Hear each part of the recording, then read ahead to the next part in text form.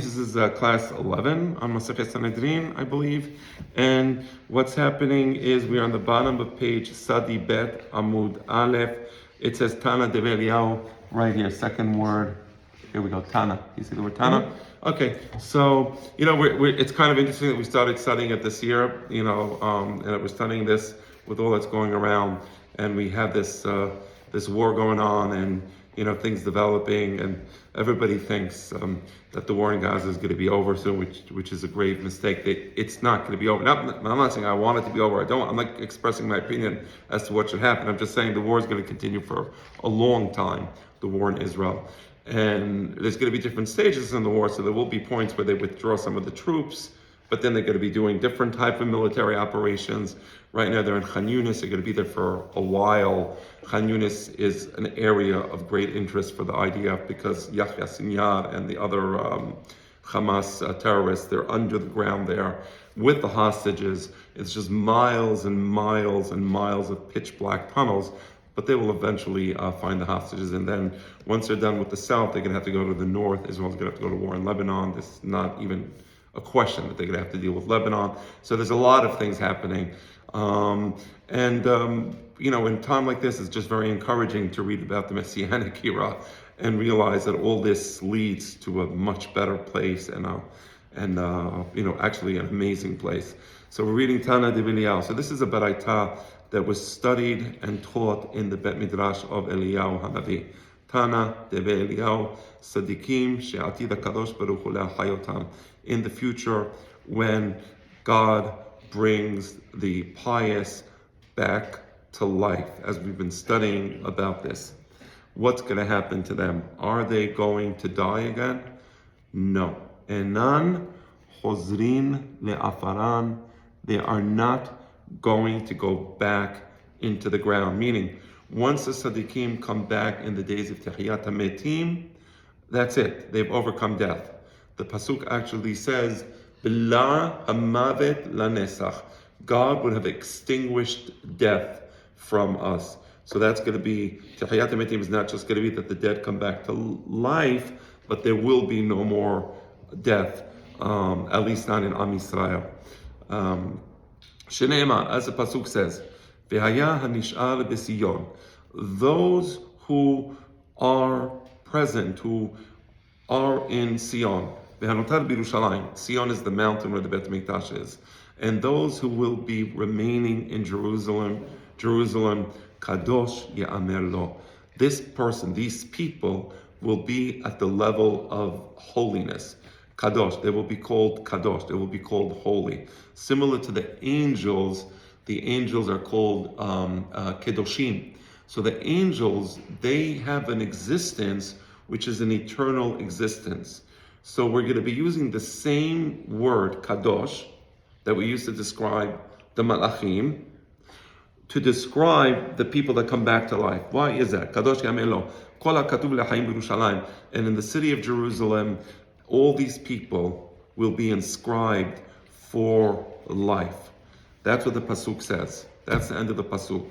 Let's explain the Pasuk. Ma Kadosh, says the Gemara, Le'olam Kayam. The same way the Kedoshim, the angels, the angelic beings, they live forever. There is no death among the angels.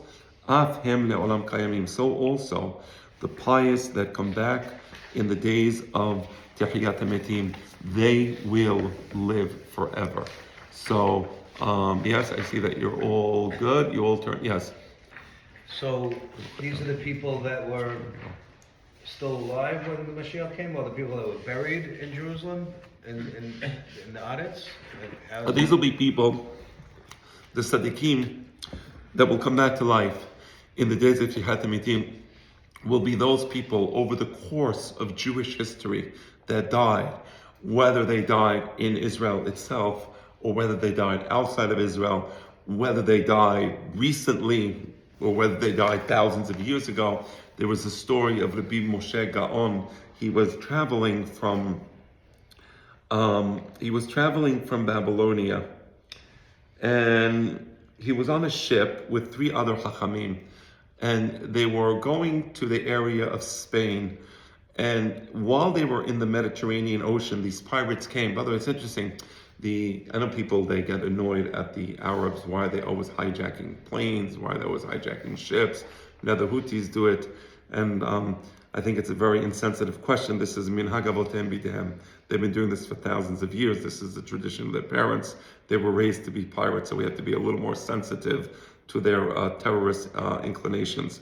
So the Houthis are doing it now in the Red Sea. They've been doing it in the days when America was founded. Thomas Jefferson had to deal with the Barbary pirates from North Africa. And back to the story that I'm telling you about took place about 1,000 years ago, the 1000s. So again, a little more sensitivity towards the Arab proclivity to hijack ships would be in order. By the way, sometimes I give these joke-like videos on Instagrams. So for example, today I was saying how we have to be more sensitive to the Hamas demonstrators because they're clearly mentally ill, and I was describing how we shouldn't mock them. And I got some comments, some people were actually confused. No, just because they're ill doesn't mean that we shouldn't. I tell my wife I have to be a little careful. And I say, they're going to start attacking me. So you all know, of course, that I'm joking when I talk about min hagavotem bidehem. I'm saying it in jest, meaning it's true that they've been doing it for 1,000 years or since Islam. It's not true that that justifies what they're doing.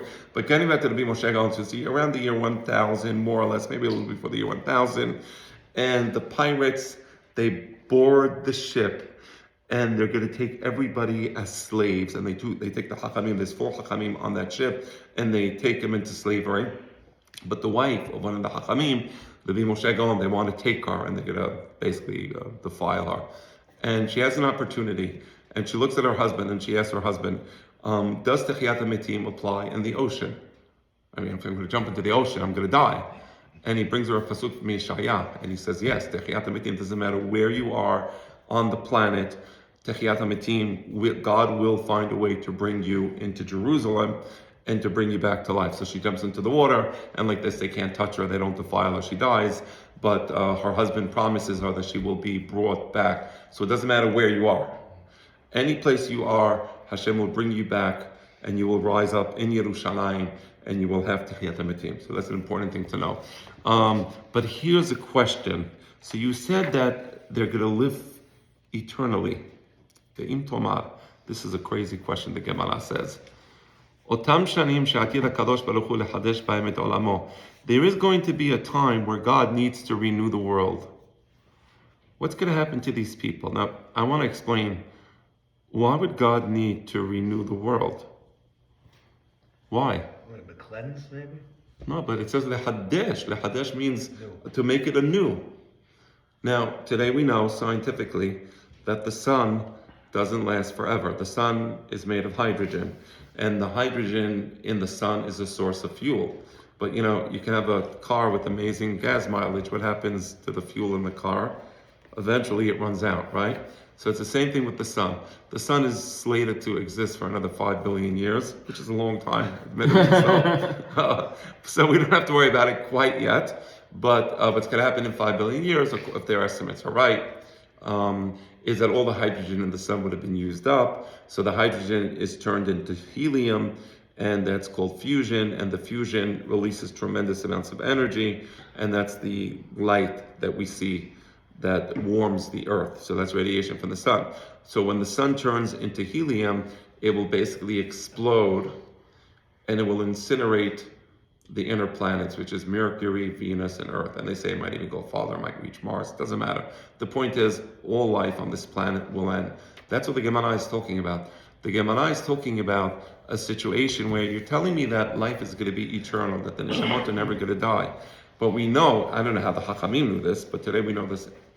Today we know that what the Hachamim are describing here is scientifically accurate.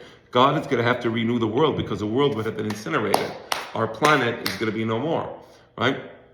So what's going to happen to these tzaddikim that you say they live eternally? Well, if the planet Earth doesn't exist, where will they be? Now you understand the question, right? So ve'im tomar otam shanim. So let's repeat the question. Those years, there's going to come a point where the world will no longer exist, and therefore God needs to recreate the world. And we know this. How do the Chachamim know this?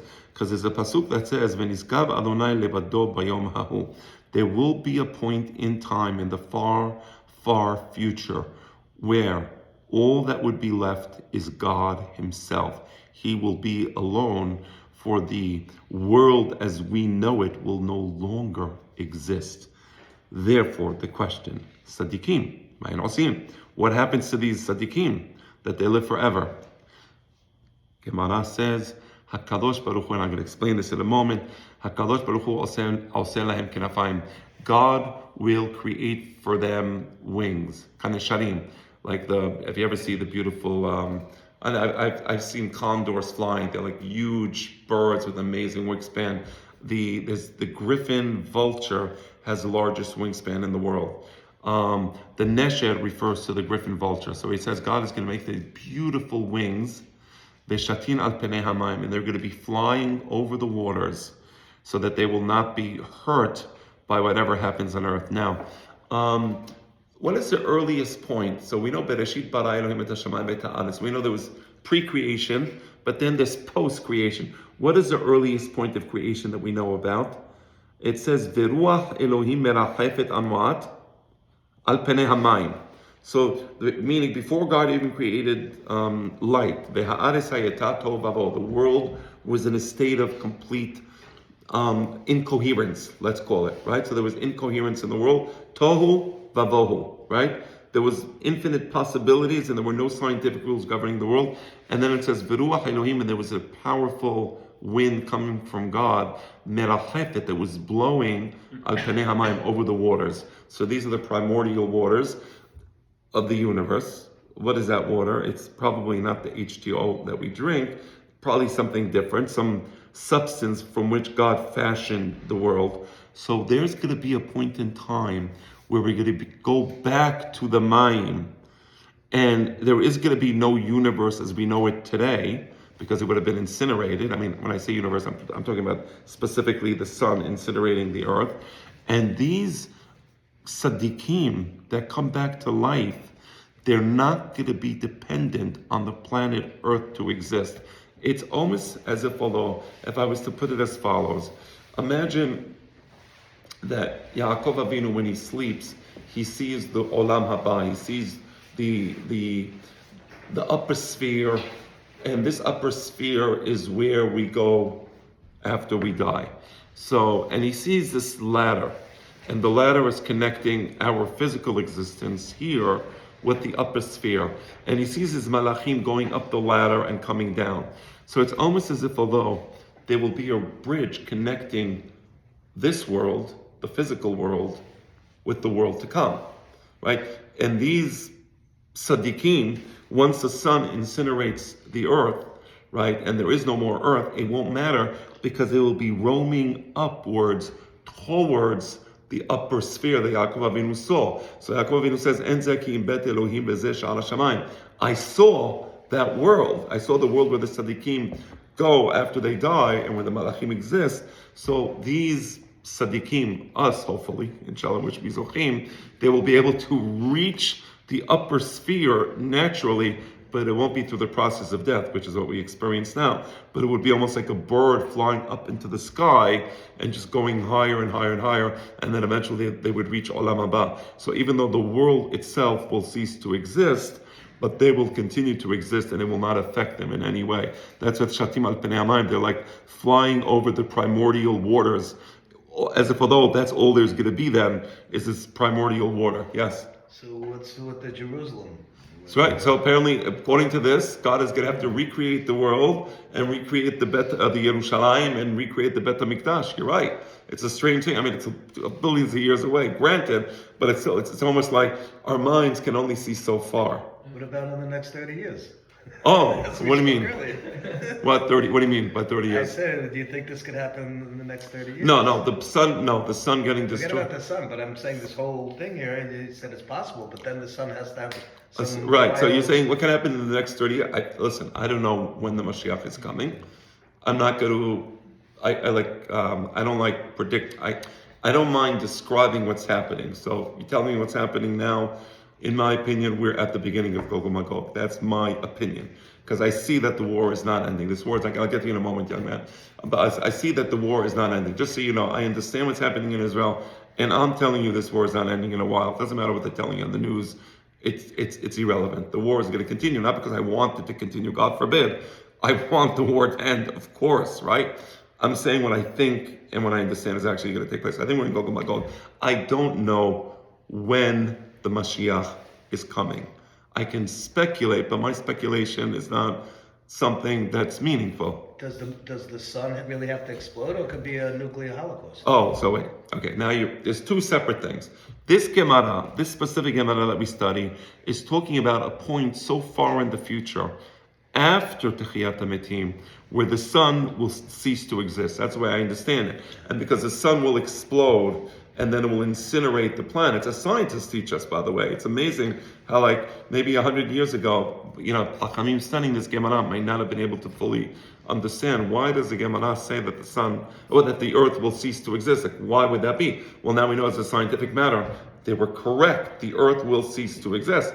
But that's much further into the future. You're talking to me about 30 years. What's going to happen in Gog and Magog? Will Gog and Magog involve the nuclear attack? Maybe, I guess, it could very well be, because the Navi Malachi says that Zechariah says 2/3 of humanity will be wiped out. So apparently, right, something like that, correct? Right? But as far as when that will happen, I'm not going to speculate, because I don't feel it's proper. I know there's some rabbis in Israel now who said, oh, the Mashiach is coming this Nisan. I hope they're right, but if they're wrong, a lot of people are going to be kind of upset, because, when big rabbis say stuff like that, and they keep saying it over and over again. Every year they have a new, So this time they're saying that it's going to happen this time. Okay, great. I hope they're finally right.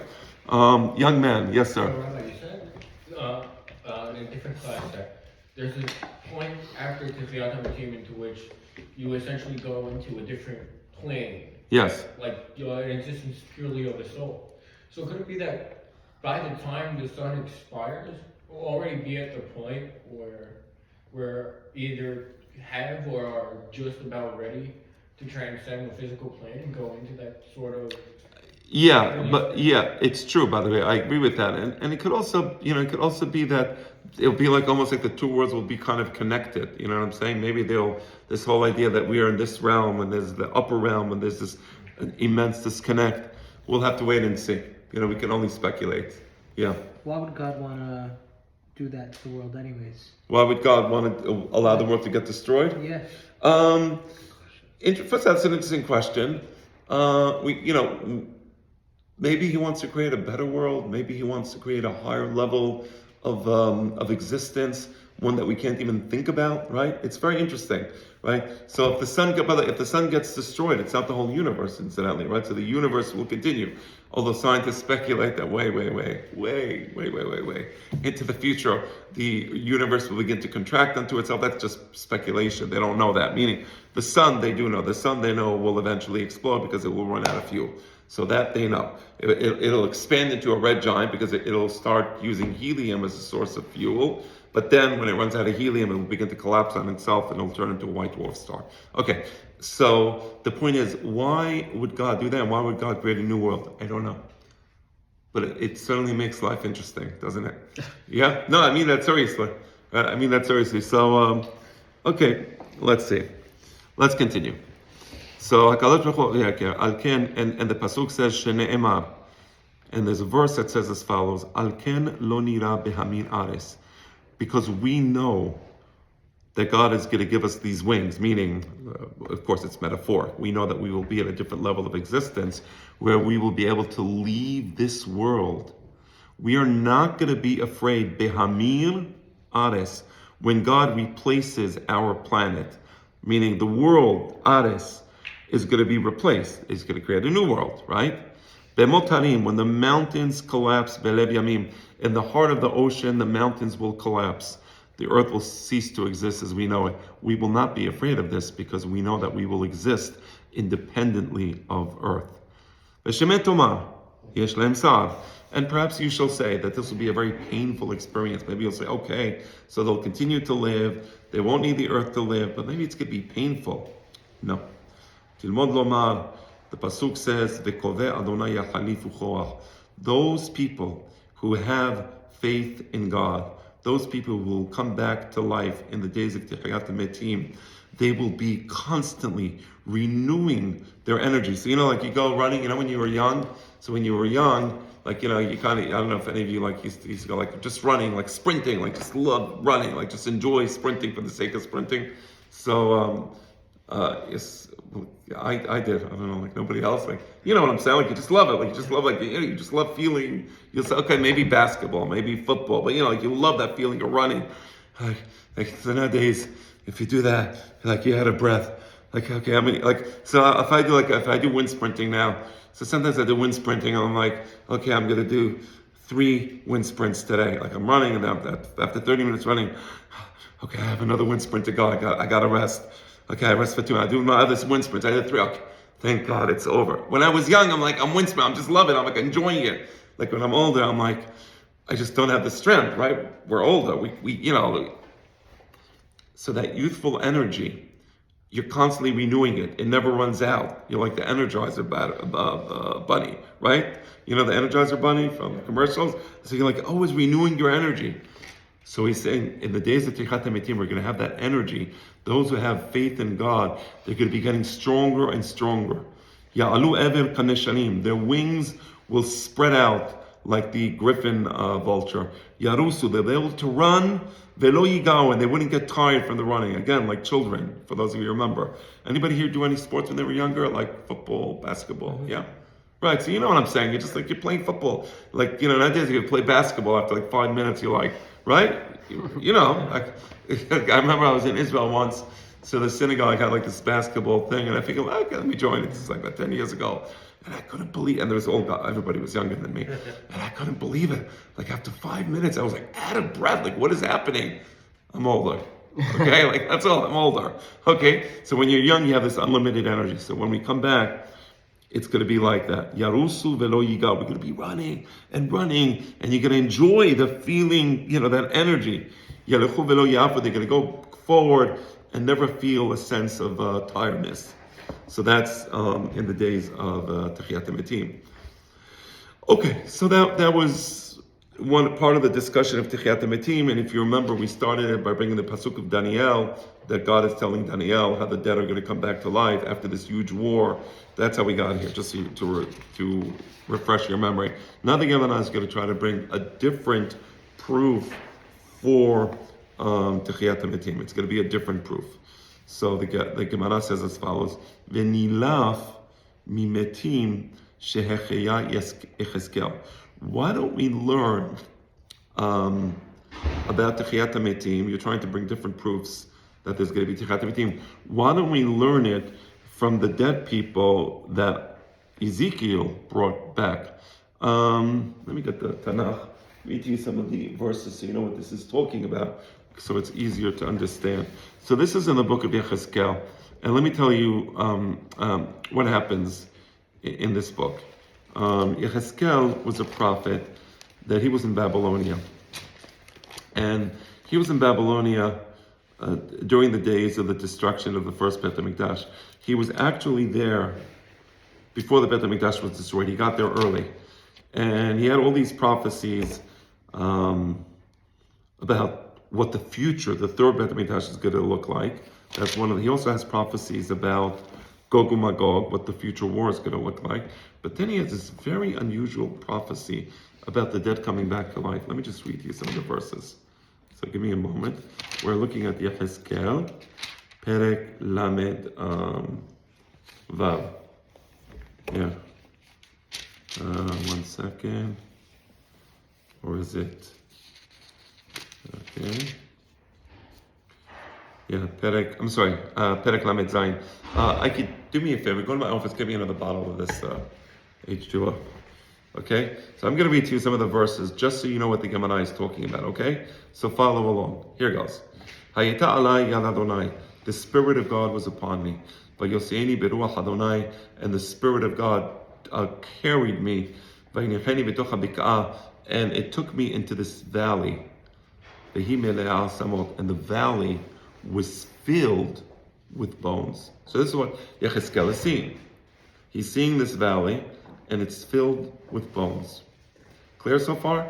I'm going to continue reading. Again, I know you don't have the verses, but I'm reading to you the Pesukim only so you can understand what the Gemara is talking about. So I'm just skipping a verse. And God asks Ezekiel the following question. "Hatechiyana ha'asamot ha'eled." Do you think these bones can come back to life? God asks Ezekiel. Ba'omar Adonai li mat'adata. God, you know the answer. I just see these dry bones. Can they come back to life? You tell me. So God thanks him. Thank you. Vayomer Elai hinaveh ala asamot ha'eled. And God tells him, okay, I'm going to give you a prophecy about these dry bones. And the prophecy is that I'm going to bring the spirit within them, and they're going to come back to life. And you're going to see sinew forming on the bones, and you're going to see flesh forming on the sinew, and you're going to see skin growing on the flesh. And then I'm going to put my spirit within these still lifeless bodies, fully formed, but lifeless, and then they're going to come back to life, right? So, so that was a prophecy, right? A very interesting prophecy. Okay, that's all I wanted to say. Okay. Actually, he says, "V'ra'iti," and now Ezekiel says, "And I saw, I was looking, and that's what happened. V'hinei alehem gidim," and I saw, yes, the sinew was forming between the bones, and it was collecting the bones together. Ubasar ala, and then the flesh was growing on the sinew. Vayikram alehem or, and then the skin began to form on the flesh, milmala, above, veruachin bahem, but they were still dead. They were lifeless. And God told me, Ezekiel, think about the spirit. Prophesize about the spirit, right? And let the spirit come from the four corners of the world. And let the spirit blow within these dead bodies. And that's what happened. And they came back to life. Okay, so that's the Nebuah of Ezekiel. It's a very powerful Nebuah. Wow. And then we could study it. But okay, so the question now of the Gemara is very obvious. Why not bring this story that I just read to you as a proof for Techiyat HaMetim? I mean, it's right there, black on white, yeah? All right? You understand the question? So I'm reading the question again.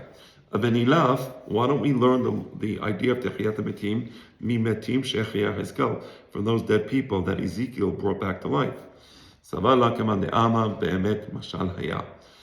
Because the opinion, the aforementioned opinion that we were reading, didn't bring Yechezkel as a proof, because it holds that the vision of Yechezkel is purely metaphorical, meaning it's not describing Techiyat HaMetim. There are some opinions that say no, it's describing Techiyat HaMetim, meaning, let me be a little more precise. There's a dispute among the Chachamim. We're going to read the dispute now. One opinion is it's purely metaphorical. It's talking about the fact that the Jews, after the destruction of the Beit HaMikdash, they came to Babylonia, they became completely secular.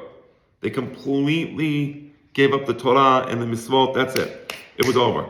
So the point of the prophecy was that even people who apparently have no Torah and no mitzvot and are completely secular, they can come back to life. God has a way of bringing the spirit back within them. That's one opinion. So Yechezkel was looking at irreligious people and they came back to life. The other opinion is no, that these people were actually people who were dead, and we're going to read the story of why they died. And Yechezkel brought them back to life at that time, meaning Techiyat HaMetim already took place. This is 2,400 years ago, whatever it comes out to. Over 2 millennia ago, Techiyat HaMetim took place, albeit in a limited fashion, and Yechezkel was the one who performed the Techiyat HaMetim. So those are the two opinions in the Gemara. We're going to be reading about it now. Okay?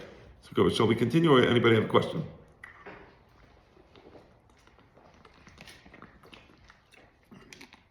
Okay.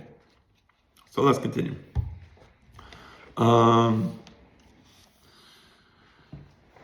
right, okay, Titania. Here is a baraita. The baraita is going to bring the different opinions on the matter.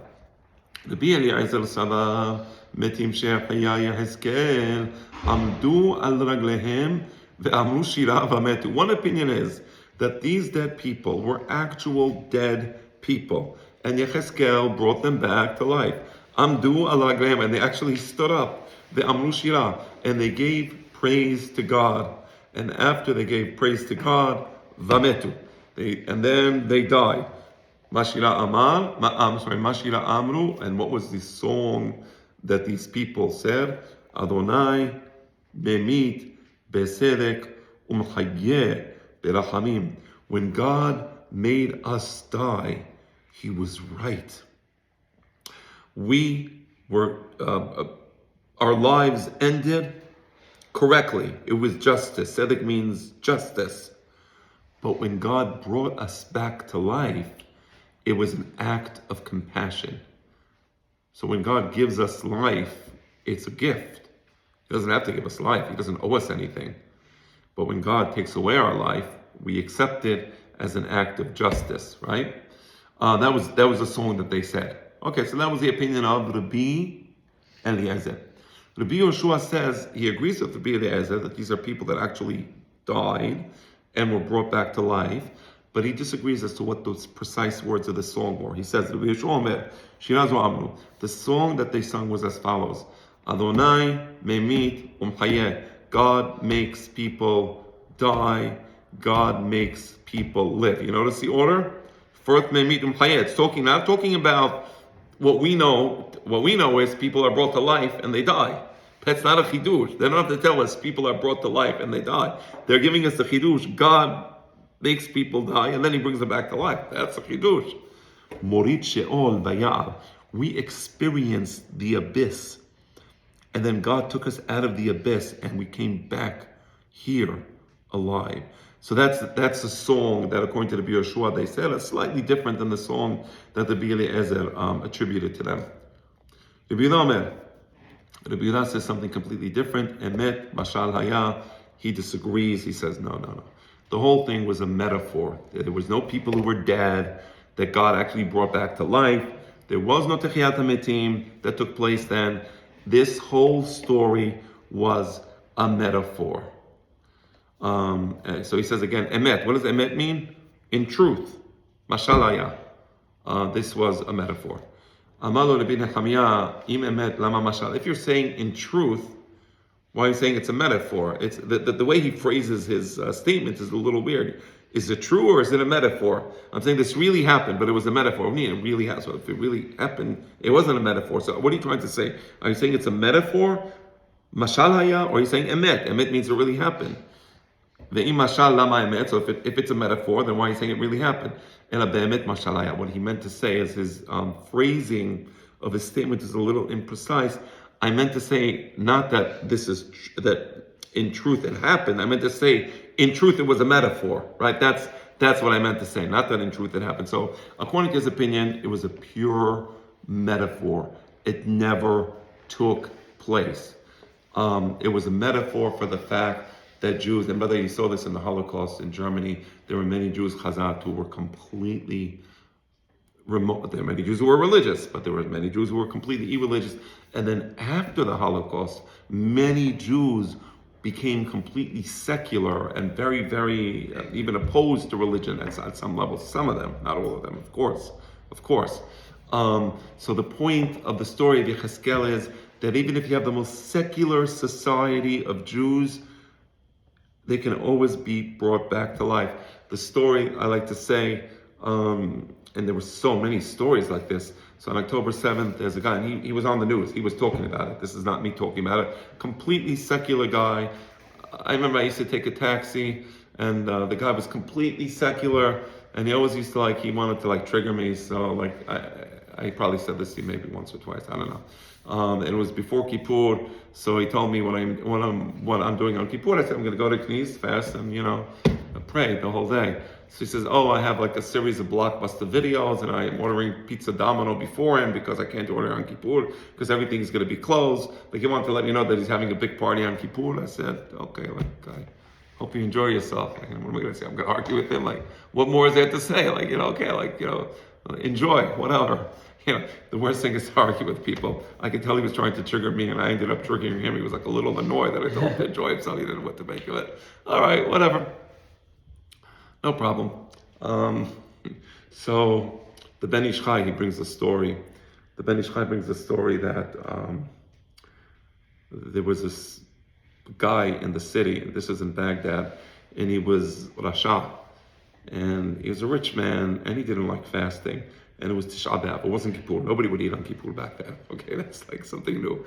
But it was Tisha B'Av, and the guy was planning to have a nice barbecue meat, a big meal on Tisha B'Av, because not only he refused to eat, but he didn't like the fact that, you have to fast. It annoyed him. The idea of fasting annoyed him, so he went the other way. So I'm going to have a big festivity with meat. And so the Talmidim of the Ben Ish Chai, they told him, yes, the guy's having a big meat, it's Tisha B'Av and this and that. So Ben Ish Chai said, take me to his house. So he takes him to the house. It's Tisha B'Av. He sees the guy sitting down, nice steak, nice, everything set up very nicely, rich person. And Ben Ish Chai looks at the steak. He says, that steak looks really delicious. And the guy looks at the steak and says, yeah, you're right, it really does look good. He says, yeah, like, wow, like, I gotta tell you, like, if I wasn't a rabbi, I'd probably join you right now. He says, yeah, you know what, like, you're getting me hungry. Like, so the guy starts sitting down and he's eating, and the rabbi says, wow, like, you're lucky, like, that's just delicious. Okay, whatever. The students are looking at Ben Ish Chai like, what's going on here? Why would you tell him that? So they're walking back to Knis. It's time for Mincha. He said, Rabbi, why would you tell him that? Why would you tell him the steak looks delicious? Like, you're a rabbi, you're supposed to stop it. So I'm not going to stop it. He's not going to stop. But here's what I did. The guy, he was eating the steak because he wanted to do the Averah. He wanted to do the sin as an act of defiance, as an act of anger. There's two types of sin. You can do the sin because you're actually hungry and you want to eat. Okay, whatever. It's not allowed, but it's a sin, but it's a small level sin. You know what the worst sin is? When a person does a sin because he wants to defy God, because he wants to defy the law. This rich person, he wasn't having the steak originally because he needed a steak. He wanted to make an act of defiance. Hell, I don't like to fast. I'm against it. This is class 11 on Sanhedrin, part B. So I was saying the story of the Ben Ish Chai, and he said something very intelligent. He said, had I not put it in the guy's mind that the steak is delicious, they should enjoy the steak, that it's amazing, the guy would be making a terrible averah, which is eating the steak in defiance of the law. Instead, he ate the steak because he had the appetite to eat the steak. That's oseh averot leta'ava. For appetite is worse than doing an averah because you want to be defiant against God. So, same thing with that taxi driver. I realized I'm not going to change his mind. So yeah, enjoy yourself. Watch a Blockbuster video. It sounds like really good. Okay, that was just so you understand my thinking when I didn't fight back, because you have to know who you're fighting against and what you're going to accomplish. But having said that, so there was a thing on October 7th, getting back to the point I was making, and there was many things like this. So this particular individual, he's on Israeli TV. He's a secular Jew. He says on TV, he says, look, and was he saved? Everybody was killed around him, and he was saved. So he says, they were coming towards me. I was hiding, and they got all the people around me. And this is a person, he says, every Yom Kippur, I would make a barbecue and invite my friends to the barbecue. That's what he did every Yom Kippur. I know, like you say, like this doesn't make sense, but it's certain, whatever. So you have that as well, okay. And he said, when they came towards me, and I realized I'm going to die, I told God, if you save me, I promise, I'm going to be Shomer Shabbat, I'm going to be Shomer Kippur, I'm going to make Teshuvah. And I lived, he says. I lived.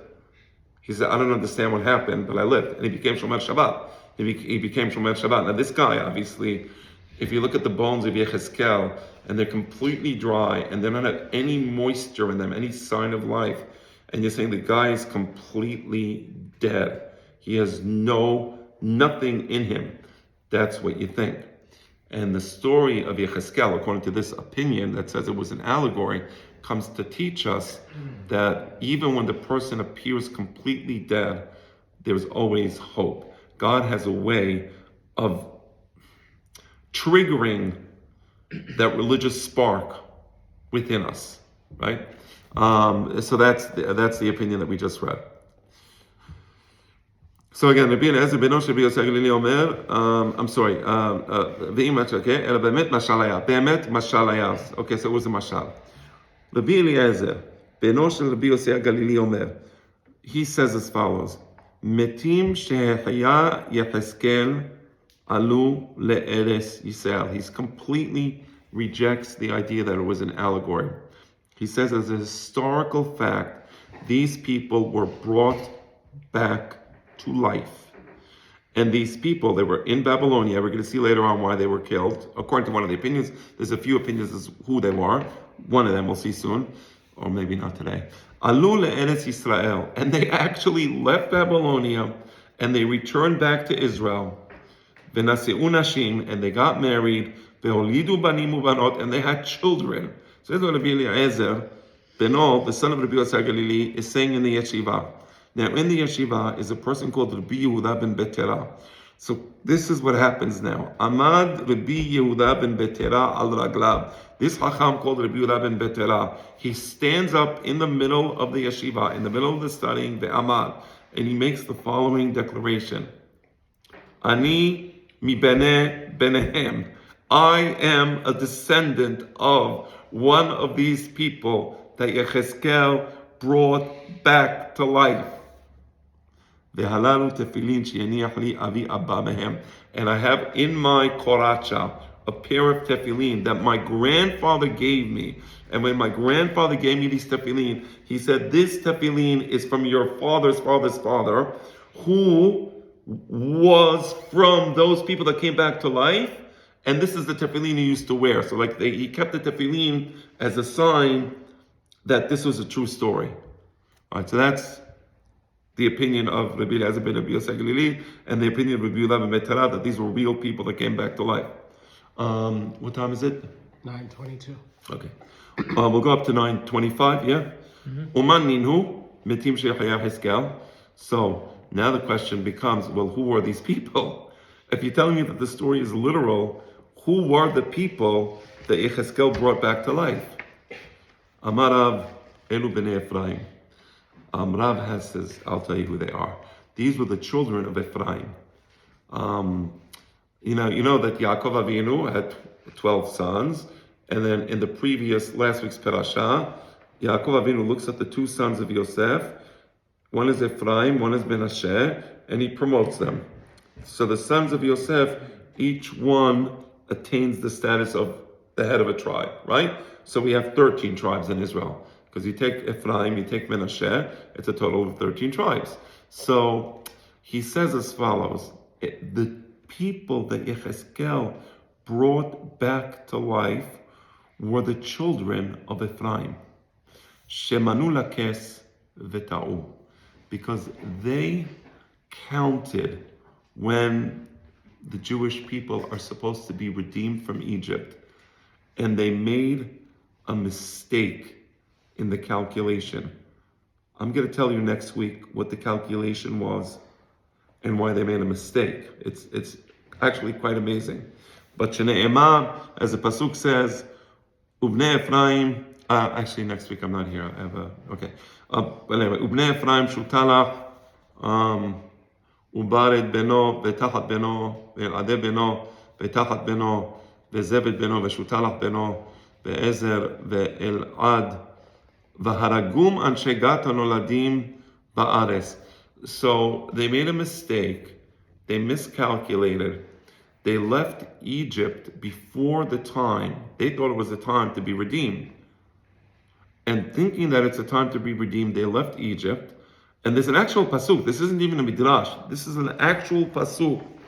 It's a peshat that the children of Ephraim were killed in the area of Gaza, actually, literally in that part of the world. That part of the world always had really people who hated Jews, right? I mean, nasty people. There's a few stories from that part of the world. This is just one of them. And what happened? Ephraim, the son of Yosef, was still alive. And when he saw his descendants, they were massacred. He was crying for many days. Yamim, for many, many days, for a long time. And Ephraim's brothers came to console him because he was in tremendous grief. He couldn't believe that all of his descendants were massacred in this way. This is while they were still in Egypt during the slavery, right? This is what happened. So this is a peshat, meaning the peshat being that yes, Ephraim was alive. Yes, his children and grandchildren tried to leave Egypt and they were killed. These are the pesukim that we have in Divrei Hayamim. Although there's another interpretation of the story. Belina, the next time we have a class, I will explain all of this. So I think it's 9:25. Yep. Okay. So the only thing is.